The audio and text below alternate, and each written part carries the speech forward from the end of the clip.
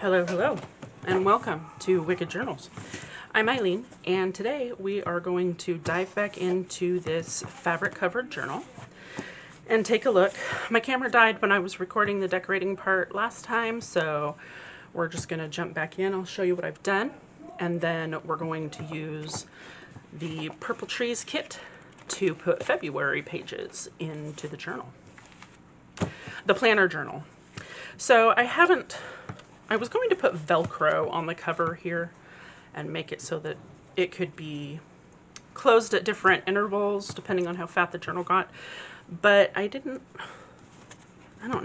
think that would look very good, so I am just using a pen to close it right now because I need a pen to go with it, right? So that just holds it closed for now.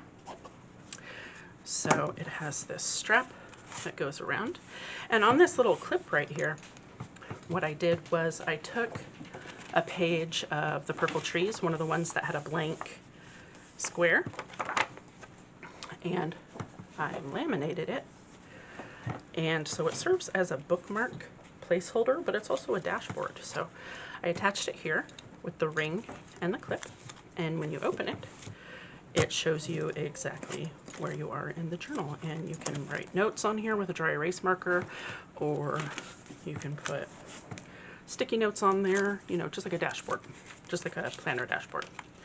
So, and then these are, I decided to hinge these, so these are flip outs here. So that's where we're at. I went ahead and wrote down some stuff for January on these. I've got my social media posting tracker, my sleep tracker, which you can see I haven't been updating,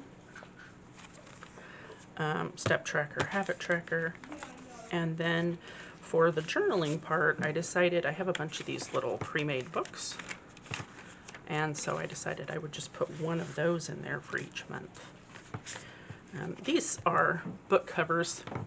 These are, so I like to do book reviews, as you guys know, and I like to print out the cover and put it on the book review.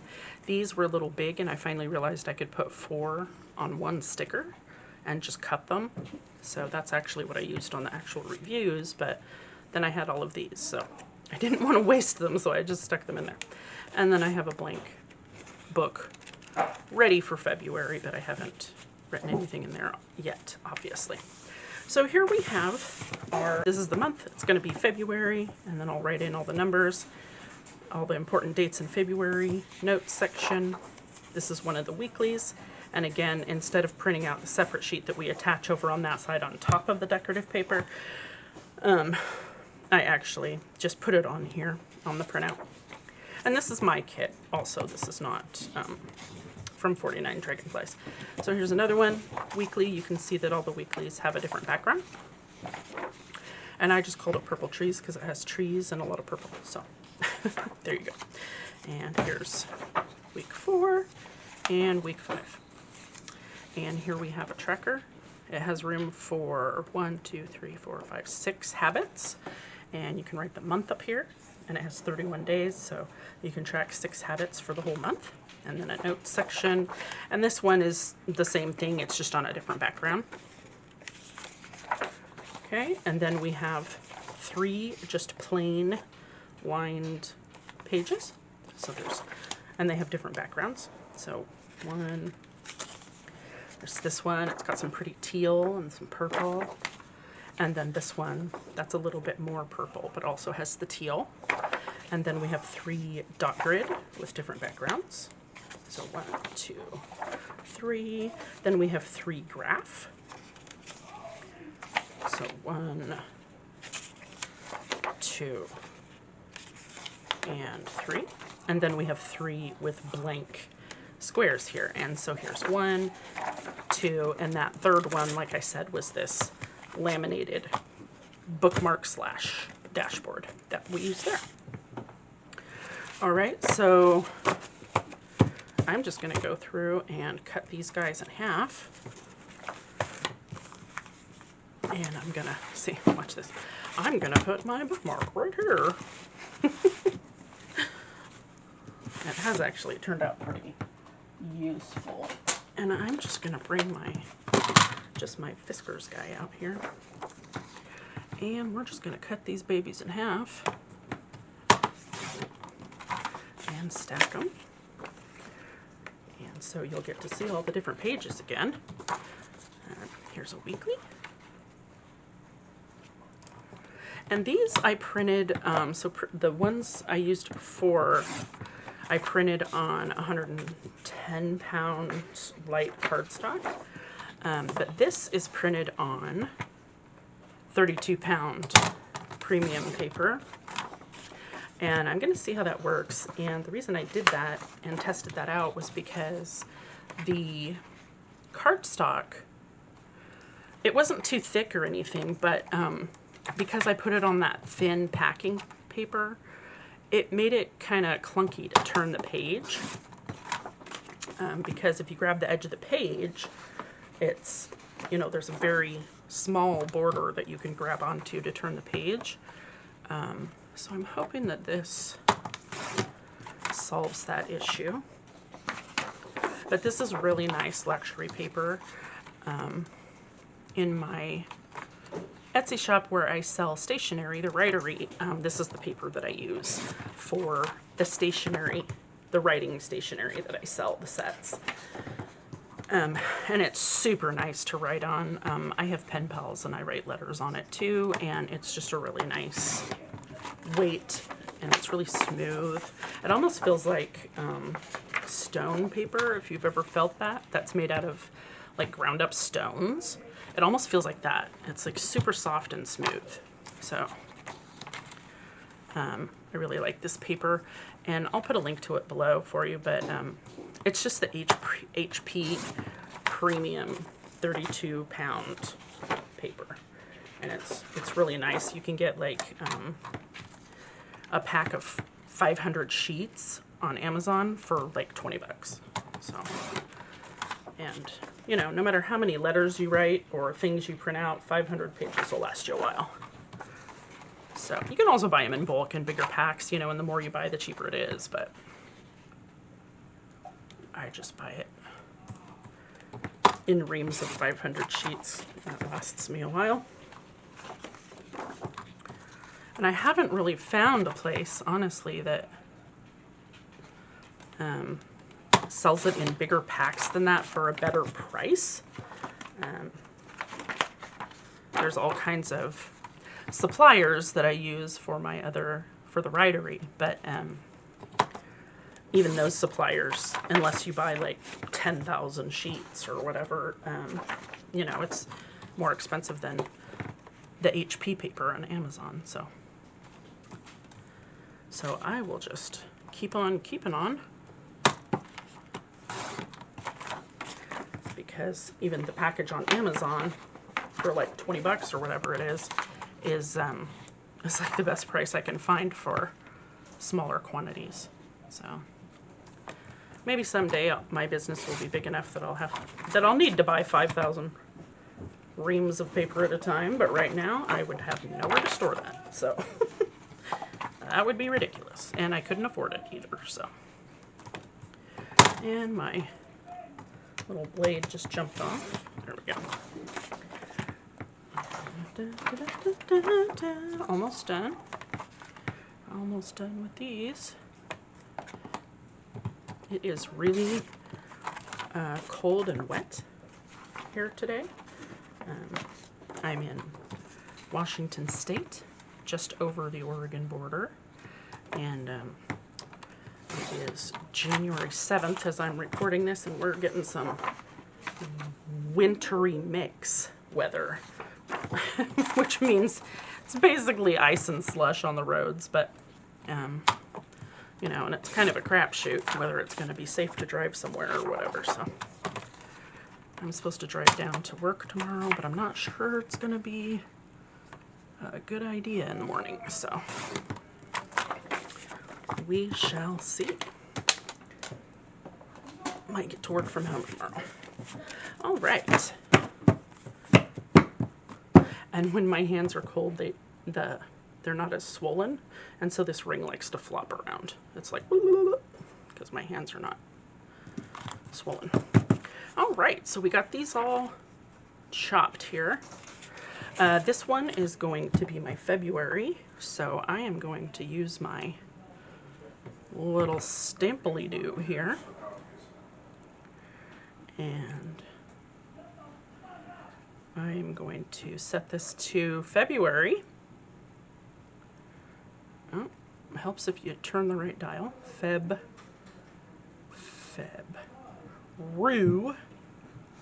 February.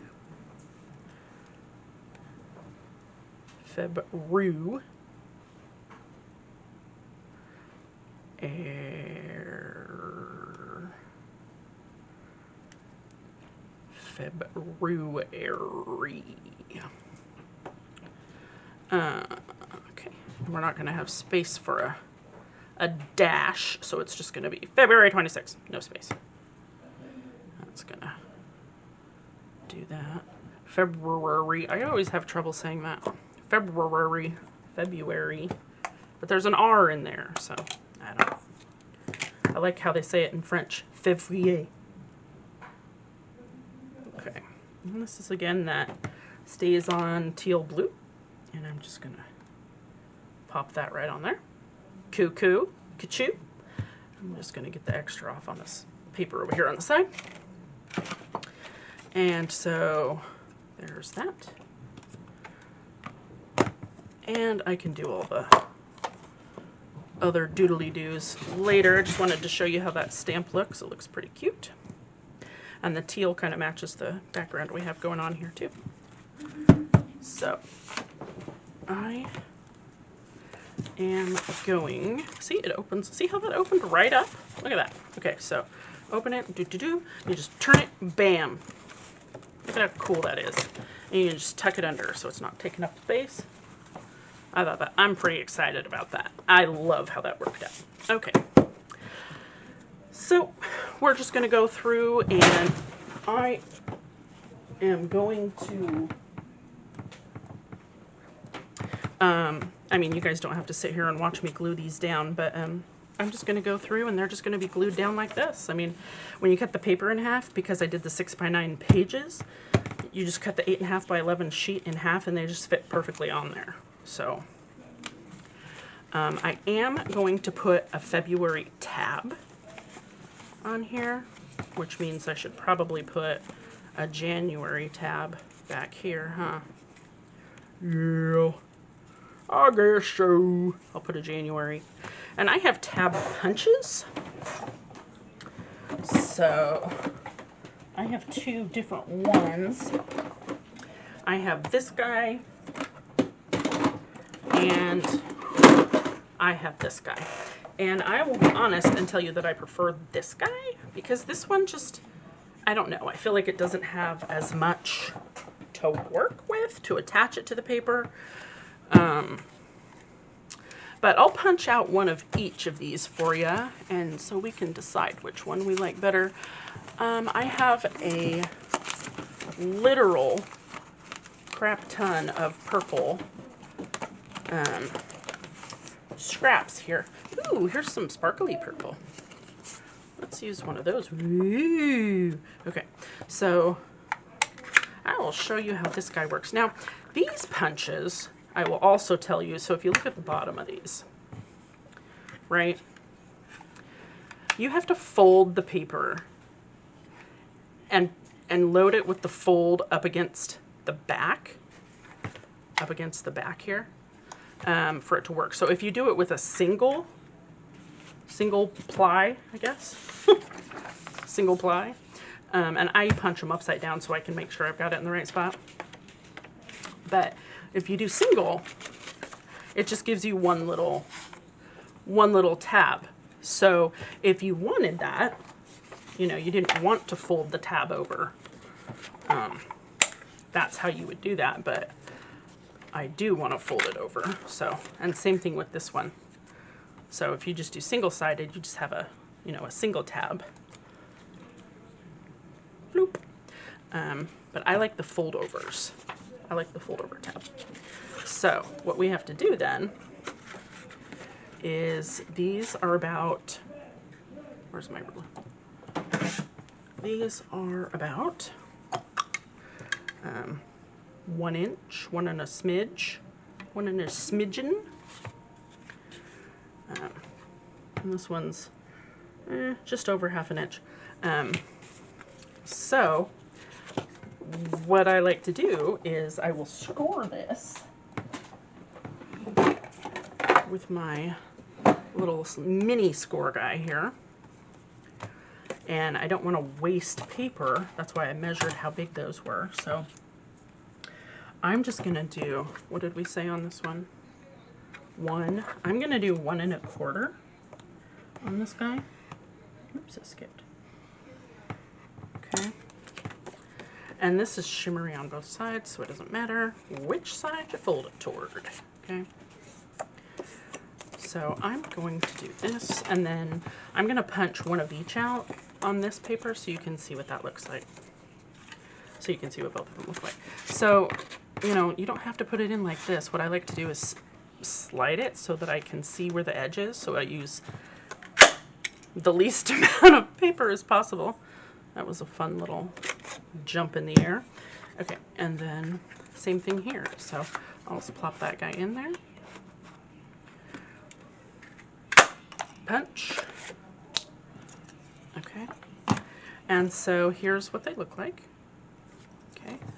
And so for February, if we put this guy on here, it's gonna look like that.